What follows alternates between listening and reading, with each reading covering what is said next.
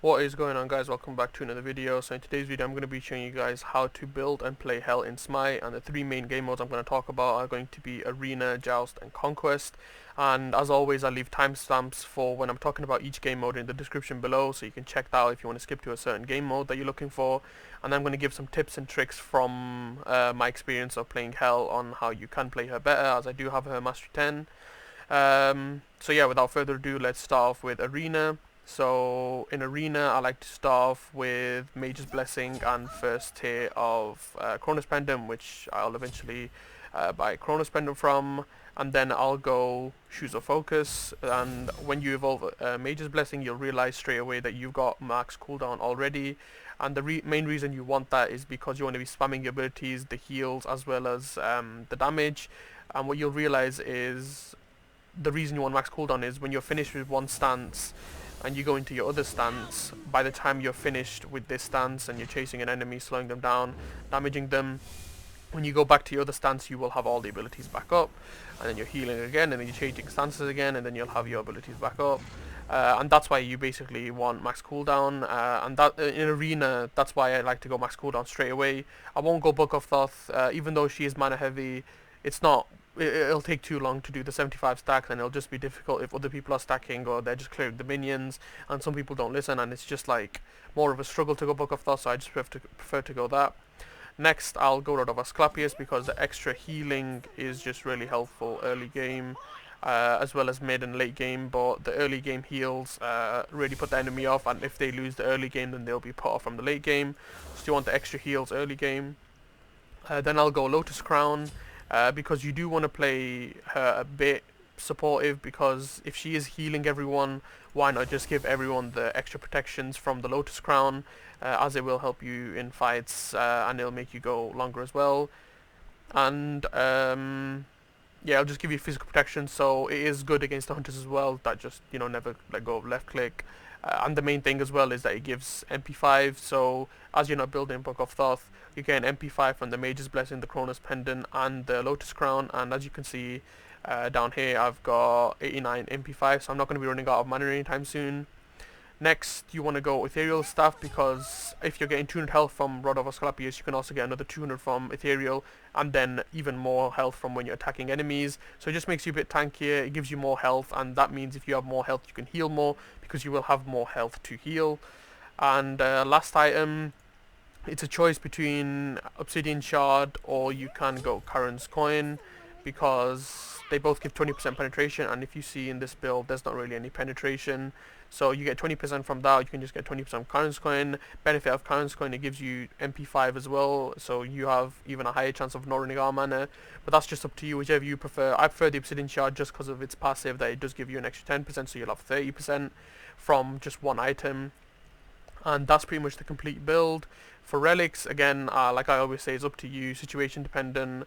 Most of the time I'll go Aegis and Sprint. I think it just works well. Aegis to help you survive, Sprint for you and your allies is really helpful. You can go Beads if you are using that on your allies a lot, then you might not have it to use on yourself, so you do need the Beads for yourself, so you can get that instead of Sprint, but again, that is up to you. So that's basically how you build it in Arena.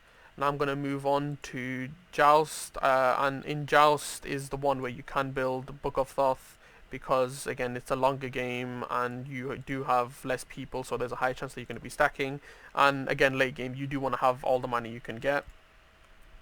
So for Joust I like to start off with a Specialist Blessing instead of the Mage's Blessing, just because the 10% cooldown straight away is really helpful, and the 10 HP5 and the 20 MP5 is also really helpful for the early game.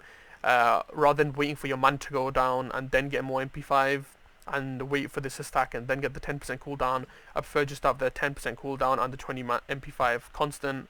I think that's just a lot better. And then I'll go first here Book of Thoth, and then I'll complete the Book of Thoth and go the Shoes of Focus, mainly because the 250 mana from the Shoes of Focus works well with the Book of Thoth, and it'll give you even more power. And then I'll go into Chronos Pendant straight away, and as you can see now we have the max cooldown already. It's kind of like a blue build, so you got 10% from Specialist Blessing, 10% from Shoes of Focus, and 20% from Chronos Pendant, so you're not running out of mana anytime soon, you're spamming your abilities, and yeah, you just do a lot of damage, and that's basically the key to playing Hell, is you need that max cooldown and you need to have mana, and then it's just a matter of mashing the buttons and just doing everything and damaging. But yeah, and then again the build becomes flexible. You want to go the more supportive route with these two items, or you want to go the more damage route with the Soul Reaver or the Book of the Dead, which will make you more tanky because it does give you that health shield. Me personally, I won't go Lotus Crown, but I will go Rod of Asclepius just for the extra healing. I will still go Ethereal Staff because it does give you more health, and then I'll sell Specialist Blessing, and I will go most of the time I'll go Soul Reaver just for the 10% penetration, and because it does give you 300 mana, it works well with Book of Thoth. And as you can see from this build, we have 735 power, and because we will be getting the 500 pot late game to give us the max cooldown, we end up having 805 power, and that is actually really good with Hell. I'll just quickly demonstrate the damage that Hell can do, which is actually crazy. Well, she jumped, but she's dead anyway, so that is pretty much the combo you want to be doing. And that is how you build her in Joust. Now for the relics, again, it's situation dependent. I like to go Aegis and Sprint, just like in Arena, but that's just, you know, you can change what you want. Some people like to go Blink Hell, it's not too bad, but I personally prefer the Heavenly Wings for chasing an enemy. It's a bit like having Haze Fatalis on Hell. And yeah, so that's your Joust. As for Joust, you are going to be going hyper late game, so what I prefer to do is go Spear of Desolation because it does give you that extra penetration as you only have 10%, and it gives you that 10% cooldown that you lost from the boots. So for last item, I usually always prefer to go a power item that gives cooldown as well, and Spear of Desolation just gives 110 power. You can also choose to go Staff of Mirrodin, mainly because, actually I'm going to sell this first and change stance just so I can show you why. So Staff of Mirrodin you can go, or Spear of Desolation, whichever one you prefer. The benefit of going Staff of Mirrodin, I'll show you now, is so after you kill them, you need to get out of a tough spot, you can heal, and then you can heal. That's just pretty crazy if you ask me. You just get double heal for free. It can work the other way where you can switch stance and then do a double damage, but again that's up to you. So Staff of Mirrodin or Spear of Desolation. Now moving on to Conquest.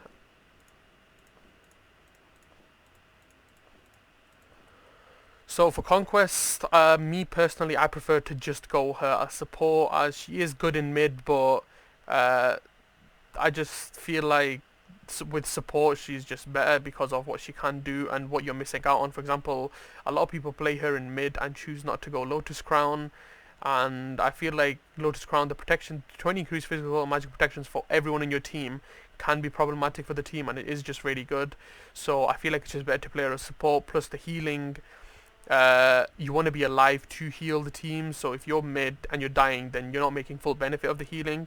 So I prefer to go tank Hell, so I'm just going to go through the Guardian's Blessing one. So for Conquest, you want to go Guardian's Blessing and first tier Lotus Crown. For the Hunter, that's going to be in your lane, and then you just go Potions, Health or Mana. You want to obviously start off with your 3 as your first ability, and you finish Lotus Crown and go Shoes of Focus.